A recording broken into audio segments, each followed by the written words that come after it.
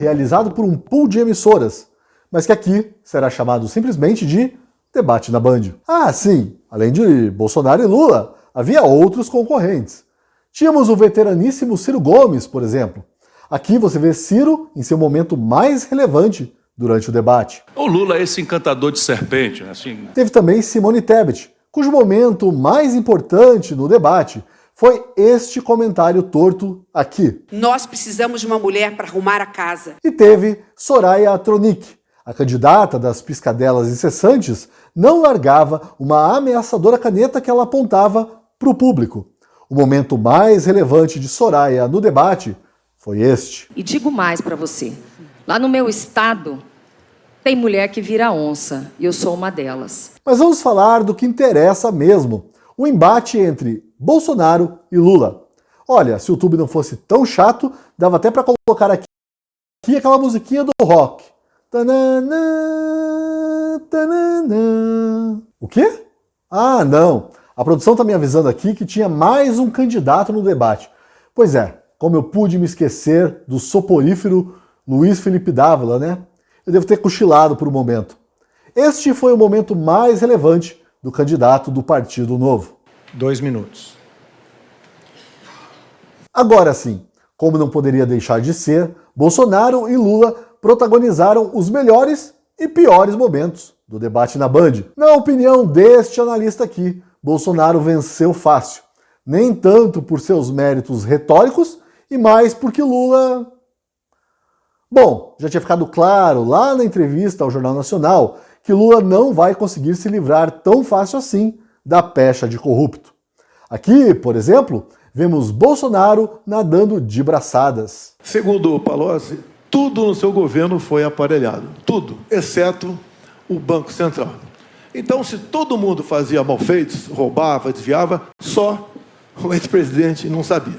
E o Palocci conclui, na sua delação premiada, que foi-lhe reservada uma conta no exterior de 300 milhões de reais. Que o senhor recebia pacotes dele mesmo, 50 mil reais, a título de propina. O seu governo foi marcado pela cleptocracia, ou seja, um governo feito à base de roubo. E essa roubalheira era para conseguir apoio dentro do parlamento. Não era apenas para o ex-presidente Lula, era para ele também conseguir apoio dentro do parlamento. Assim sendo, nada justifica essa resposta mentirosa que você deu nessa questão. Sim, o seu governo foi o governo mais corrupto da história do Brasil. E outra coisa ficou bastante clara. Lula vai insistir na ideia de que era tão honesto que ele mesmo criou os mecanismos que o levaram à prisão. Não teve nenhum presidente da República que fez mais investigação para que a gente apurasse a corrupção do que nós fizemos. Lula, exaltado por muitos dos meus colegas como um gênio da oratória, o homem mais esperto da política e outros exageros do tipo, não parecia estar num bom dia. Quando Bolsonaro, motivado por um jornalista, deu a Lula a oportunidade de falar de programas de transferência de renda, um dos carros-chefes dessa política paternalista e assistencialista do PT, Lula se perdeu todo. Deve ser um dos efeitos colaterais de não sair à rua e de só ficar conversando com o assessor puxa-saco. Neste trecho, por exemplo, você vai ver o gênio da retórica, Perdidinho da Silva. Então o candidato, ele adora citar números absurdos que nem ele acredita e saber o seguinte, já vendeu a Eletrobras, já vendeu a BR, está fatiando a Petrobras, privatizou a BR. Parece aquele meme do João Travolta perdido, né? Bolsonaro reagiu a isso com o pior dos argumentos, o silêncio sarcástico, e depois com o melhor dos argumentos para a política contemporânea, o insulto claro e objetivo. Candidato Bolsonaro, o senhor tem 1,30 para sua réplica. Olha, o PT foi contra o R$400 lá atrás, votou sim para de mentir.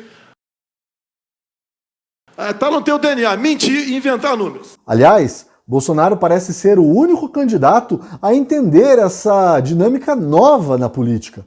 Uma política baseada em lealdades e que pouco ou nada tem a ver com o debate de ideias.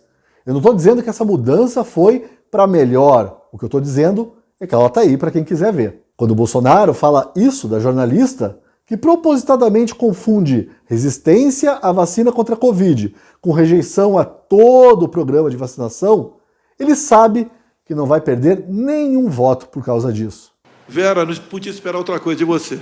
Eu acho que você dorme pensando em mim. Você tem alguma paixão por mim. Aliás, nesse trecho vale a pena reparar na risada de Ciro Gomes e na reação dele quando provavelmente foi avisado por um assessor que rir naquele momento não caía muito bem. Tudo é uma grande impostura na política contemporânea. Ao mesmo tempo, quando Bolsonaro, acusado por Lula de não cuidar dos brasileiros durante a pandemia, diz isso. Bem, é do Lula. Ainda bem que a natureza criou esse monstro do coronavírus. Que moral tu tem para falar de mim, o ex-presidiário? Quando Bolsonaro fala isso, ele sabe que muita gente pode considerar sua ira justa e que ele tem só a ganhar com essa agressividade toda. Mas eu não quero correr o risco aqui de parecer tão chato, tão enfadonho quanto esse debate. Para finalizar, eu reservei esse momento antológico em que Lula parece Dilma Rousseff falando. Agora é o seguinte, eu sou o único inocente que paga o preço de ser inocente. Ou seja, eu sou culpado porque sou inocente. Sou culpado porque eu sou inocente? Oi? Que tal isso? Ninguém falou, sabe, que derrubaram uma mulher por causa de uma pedalada e não se derruba um cara por causa de uma motociata. Esse aí é o gênio da retórica dos petistas? Coisa tá feia mesmo. Por fim, Bolsonaro teve 2 minutos para fazer as suas considerações finais. Já era tarde, estava todo mundo com sono. Quase meia-noite, o trabalhador comum dormia para levantar cedinho na segunda. Dos 2 minutos, eu vou reproduzir aqui apenas 20 segundinhos. Para bom entendedor, meia palavra basta. Deus, pátria, família e liberdade. Desculpe os demais candidatos, mas está polarizada as eleições. Quem o ex-presidiário apoiou no passado? Apoiou Chaves, apoiou Maduro.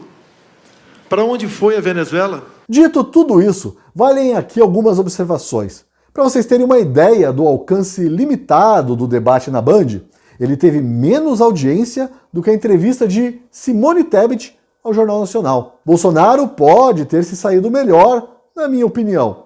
Mas isso não quer dizer que ele tenha ganhado ou perdido um mísero voto por chamar Lula de ex-presidiário.